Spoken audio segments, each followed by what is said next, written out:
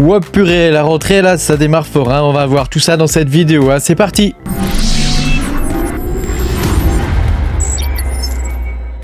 Bienvenue dans cette mini news numéro 44, hein, je crois ne pas me tromper parce que ça commence à y avoir pas mal, hein, quand même, hein.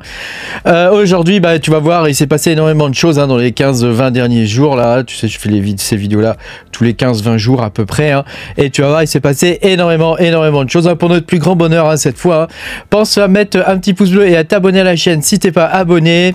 Je te rappelle que tu peux me soutenir à voir mes vidéos en avance, hein, en allant sur patreon.com/makertronic, hein. Voilà, et puis il y a le Discord et il y a tout plein d'autres trucs. Alors on va pouvoir commencer, hein. Donc il s'est passé évidemment énormément de choses, hein, en ce début d'année là. Je m'attendais à quelque chose d'assez violent. En fait ça a été assez violent, hein. Ça a été peut-être même plus que violent, hein. Voilà, reste bien jusqu'au bout de la vidéo, hein, parce que tu vas voir, il y a des trucs, je sais pas si tu connais, donc on va voir, peut-être tu auras des surprises. Alors déjà on va regarder, tu sais, je commence toujours par les indicateurs macroéconomiques, hein. Ensuite on regarde quelques news et après on attaque directement la partie mining, hein. Donc l'idée, hein, c'est de faire un récapitulatif, hein, de ce qui s'est passé pendant ces 15-20 derniers jours à peu près, hein, et pour essayer de dégager une tendance, savoir à peu près où on en est, et puis ça permet de documenter aussi la scène du minage, en tout cas la scène du minage français. Alors, donc si on regarde au niveau du SP500, bah, on est toujours sur une courbe ascendante, hein, assez fantastique, hein. Donc ça continue de pousser, hein, joyeusement, hein, comme tu peux le voir, hein. Donc bon, on est un peu sorti quand même du cône ascendant là, la tendance haussière. On est toujours en tendance haussière, mais tu vois, il y a eu un léger décalage, hein. Donc bon, à voir ce que ça va donner pour la suite. En tout cas, c'est positif pour nous, hein. L'idée, c'est pas de faire une analyse technique, c'est juste de voir si c'est positif ou négatif. Ici, au niveau du dollar index, hein, qui est un autre de mes indicateurs préférés, hein. Je te donne ces indicateurs là pour éviter tout le bruit, hein, qu'il y a autour, hein, parce que tu sais, le monde de la crypto-monnaie, il y a beaucoup de bruit, hein, et l'idée c'est de se concentrer quand même sur l'essentiel. Le dollar index, hein, donc là ici comme tu peux le voir, hein, il est en baisse, hein, donc ça c'est bon pour nous, hein. Là d'ailleurs tu vois, il fait un mini range en bas, donc c'est très bien pour nous ça, hein. L'idéal ça serait qu'il descende encore plus bas, ça veut dire que il y a moins de bons du trésor américain qui sont achetés, ce qui est logique, hein, vu qu'il y a une baisse des taux d'intérêt. On va voir ça plus tard dans la vidéo. Ici, le total market cap des crypto-monnaies, hein, donc c'est l'entièreté des crypto-monnaies, l'argent qu'il y a dans l'entièreté des crypto-monnaies. Comme tu peux le voir, on est toujours, malgré tout, on est toujours sur une tendance baissière. Est-ce que ici, on va casser le range et remonter? À voir, hein. Pour l'instant, c'est pas significatif, hein. Donc comme tu peux voir là, on est quand même pas mal en tendance baissière, hein, depuis le pic qu'on a vu ici en mars 2024. Donc je pense que habituellement en octobre, novembre, hein, c'est plutôt haussier. À voir ce que ça va donner, hein. Sinon, comme tu peux le voir ici, j'ai mon fameux HSI, hein, Halving Seasonality Index for Bitcoin, hein, et on peut voir que le bull run devrait se situer, tu vois, dans ces eaux là, hein, donc aux environs de août, tu vois, toute cette partie là, mai, juin, juillet, août 2025. Alors on commence directement pour les news, hein. Donc je te partage cette news, hein. La Fed donc abaisse ses taux d'un demi-point, donc fatalement ça c'est très bon, en tout cas pour le SP500, tu l'as vu, hein. Les entreprises de la tech, c'est la fête, hein. Donc Bitcoin quelque part c'est une entreprise de la tech, hein, maintenant, hein. À voir un petit peu ce que ça va donner pour nous, hein. En tout cas ça a été significatif, hein, puisque on était aux environs de 55 000 je crois, quelque chose comme ça, et on est remonté aux environs de 63 000, hein, donc on a pris quand même un bon pourcentage, hein, donc ça fait toujours plaisir. Donc voilà, ils vont imprimer, hein. Alors tu sais, la Chine est pas mal ruinée, hein. Donc je pense que le bull run va venir de Chine, parce qu'ils vont devoir imprimer beaucoup plus que nous, quoi. Nous aussi on va imprimer, hein, ça c'est certain, mais la Chine ça va être 10 fois pire, donc il est fortement probable que le bull run vienne de la Chine et du déversement de pognon qu'il va y avoir en Chine. Voilà, je voulais te partager cette news aussi, hein. Donc là je fais suite à d'autres vidéos que j'ai fait sur le sujet, hein, de cette machine, hein, Verifiable Processing Unit, avec mon super accent, hein, t'apprécies j'espère, hein. Donc c'est une machine de minage avec des processeurs particuliers qui sont basés sur des des algorithmes codés en dur hein, dans la puce, enfin codés, câblés en dur dans la puce, hein, un peu comme des ASIC mais programmables. Donc tu vois, bon voilà. Donc ça c'est en cours. Hein, tu vois, il y a des news dessus, c'est en cours.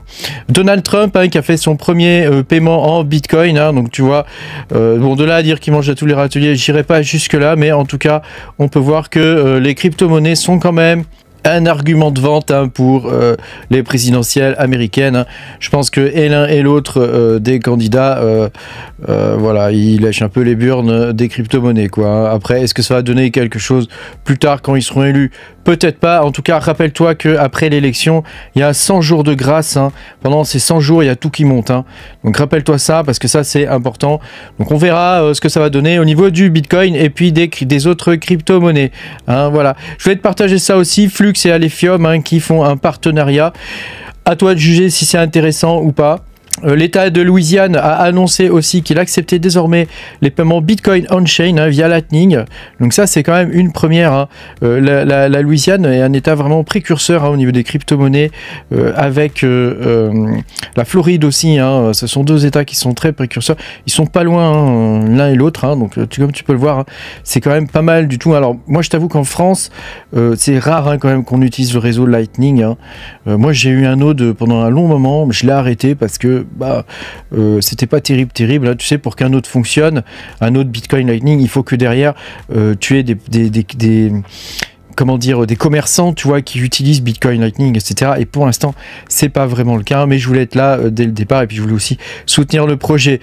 Hamster Combat, alors Hamster Combat, t'as vu, ça y est, on a eu un airdrop, hein, donc c'est un gros scam, hein, puisque on a gagné, enfin moi perso, j'ai gagné 17 balles, à peu près, sauf si le prix s'effondre encore plus, hein, mais en pré-market, on est à ce prix-là à peu près, hein, donc c'est vraiment de la merde, hein, on va le dire, hein, c'est quand même de la merde, vu le temps qu'on y a passé à cliquer sur toutes ces saloperies, aller regarder les vidéos YouTube, etc. Je trouve quand même qu'ils se fichent quand même pas mal de la gueule du monde, hein, pour dire les choses crûment, quoi. Toujours dans un truc qui pourrait potentiellement être un scam, Grace.io, tu sais, Get Grace, le truc que je t'ai présenté, hein, voilà l'état du coin, hein, donc comme tu peux le voir, il est quand même coté à 1,22 $, donc je ne sais pas combien on va gagner avec ça. Moi, chez moi, ça tourne, hein. J'ai une bécane qui tourne avec Get Grace, hein. D'ailleurs, je ne peux plus faire certaines courses en ligne, je pense parce que ils ont détecté que j'avais un robot chez moi, je ne peux plus faire les courses en ligne sur certains magasins, donc c'est un petit peu casse-pied. Je suis obligé d'utiliser moi-même un VPN. Hein. Est-ce que ça vient de là? Est-ce que ça vient de EarnApp ou d'une autre saloperie que j'aurais installé? Je ne sais pas, mais en tout cas, voilà. C'est quand même plutôt bon signe, hein, parce que c'est listé sur xt.com. Donc moi je dis c'est quand même plutôt bon signe. À voir ce que ça va donner à l'avenir. Si tu veux regarder comment miner très facilement, justement, avec ce truc-là, Get Grace, hein, sachant qu'il y a aucune réelle enfin on sait pas vraiment combien ça va payer hein, mais j'avais fait une vidéo pour te montrer comment générer des revenus passifs depuis ton PC, hein, donc PC Windows ou Linux. Hein. Alors, on rentre vraiment cette fois dans la partie minage.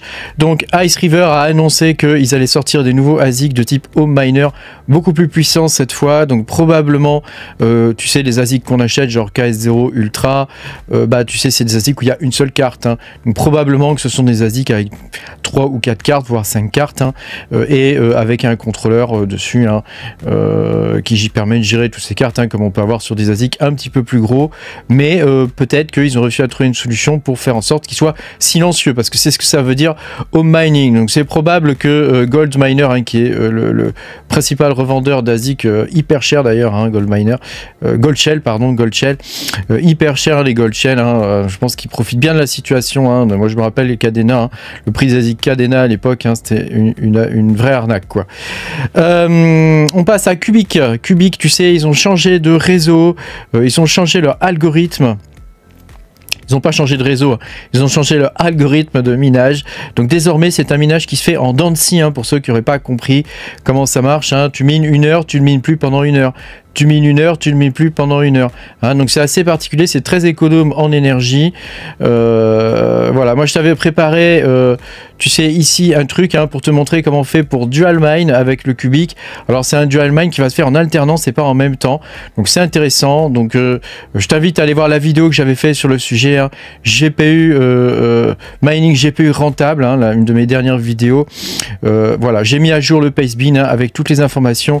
Tu vois ici pour faire du dual mine cubique Aléo, mais tu peux faire du cubique autre chose hein, si tu comprends comment ça fonctionne. Tu peux miner à peu près n'importe quoi avec ça.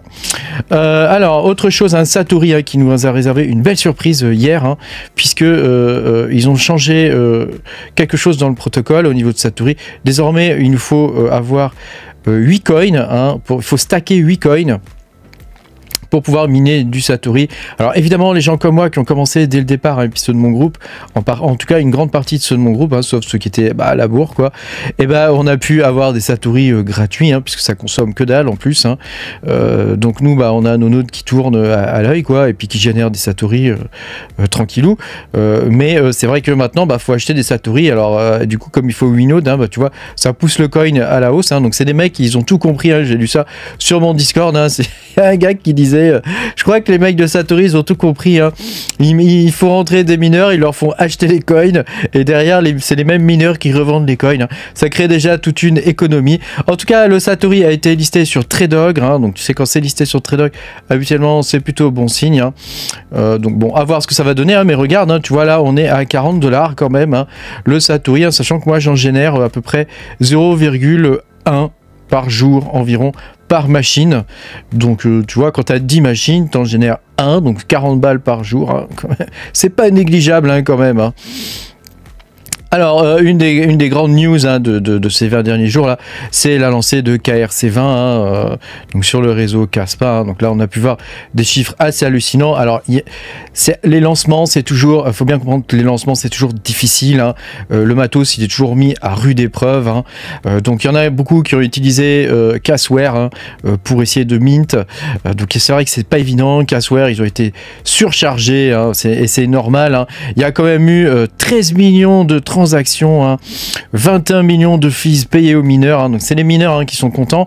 Donc moi je suis content parce que grâce à François, salut François, j'ai eu un KS0 Ultra, donc j'ai gagné des sous grâce à toi hein, et c'est quand même super cool. Hein. On va voir ce que va nous sortir Ice River hein, comme home miner, si il y a des home miners ASIC Kaspa qui pourraient être intéressants avec plusieurs cartes, hein, ça pourrait faire un gain de place et peut-être aussi un gain d'énergie. Hein. Mais tu vois, en average TPS, hein, on a quand même 200 transactions par seconde, hein. Quand même, hein, c'est en proof of work, hein. Faut pas oublier que c'est pas une arnaque en proof of stake. Hein. Là, on est en proof of work, hein, avec 80 000 adresses uniques. Hein. La même pool était chargée à bloc, hein, c'est-à-dire elle était au max, hein, 140 000 transactions. Et 156 nouveaux tokens KRC20. Depuis, il y en a eu des nouveaux, hein, ça n'arrête pas. Hein. Donc, comme tu peux le voir hein, ici, donc là, je t'ai mis les transactions, les fees hein, payées aux mineurs. Hein. Tu vois, sur le mois dernier, regarde hein, le pic qu'on a eu, hein, c'est quand même assez phénoménal. Hein, et tout ça, ça a été payé aux mineurs.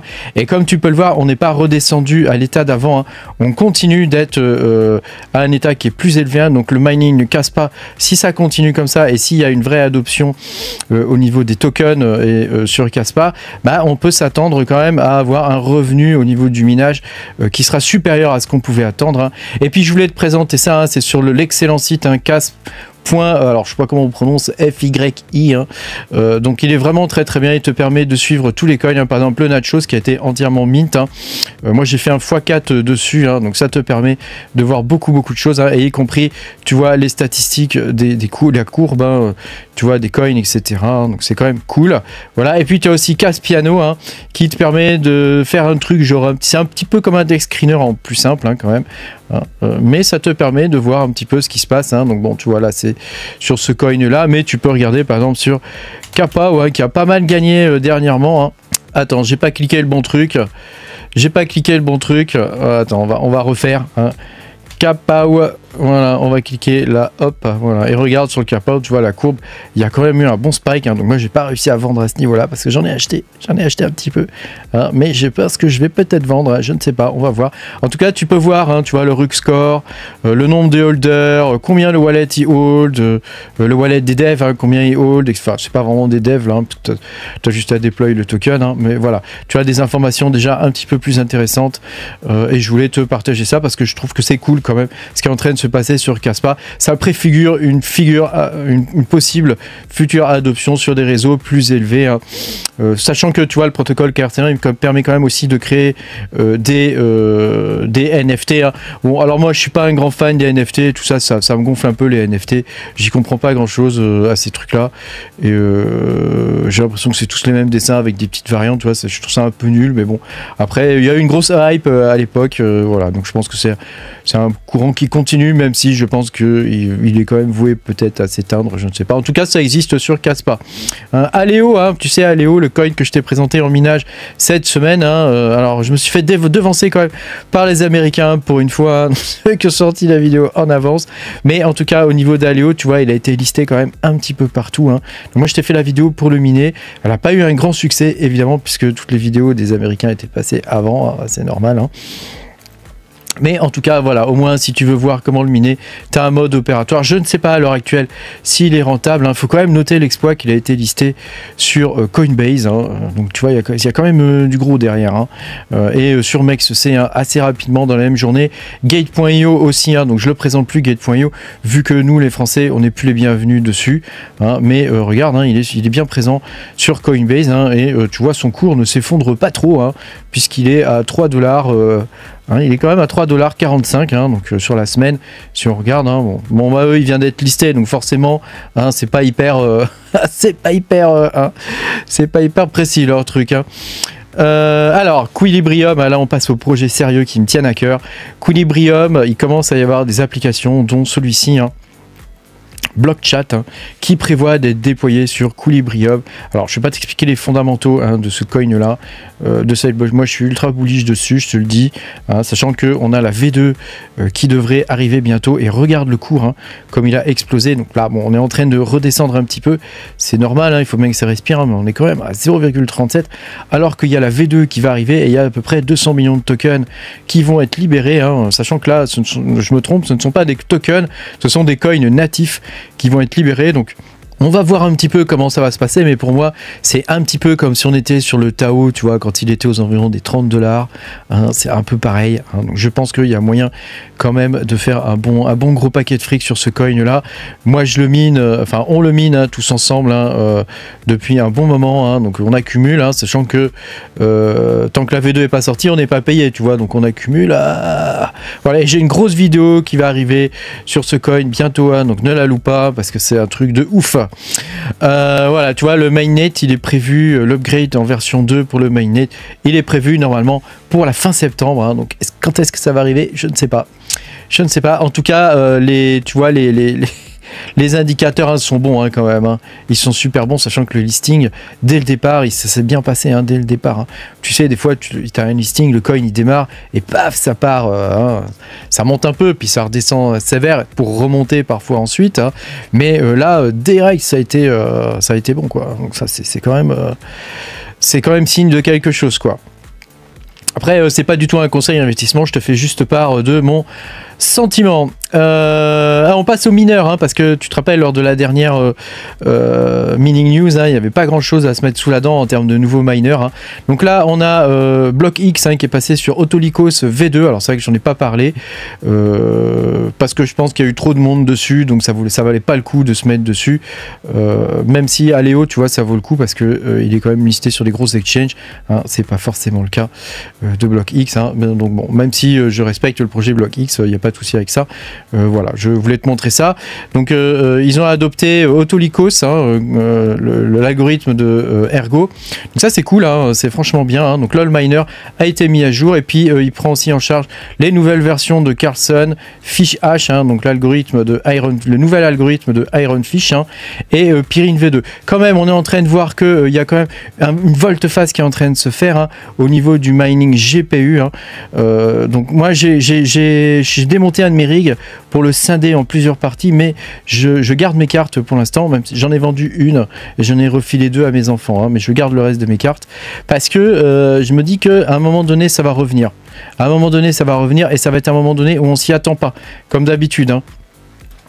1.0 miner ici, hein, tu vois, a été mis à jour, hein, avec une mise à jour mineur pour Xelis, et ça te permet de miner du ZIL en même temps. Bon, c'est pas mon préféré 1.0 miner, hein. Voilà, Rigel, je sais jamais comment on dit celui-là, c'est l'étoile, hein, mais même l'étoile, du coup je sais plus comment on dit, hein, Rigel, hein, voilà, des mises à jour mineures, hein, toujours pareil, Perrine H et Carlsen, hein.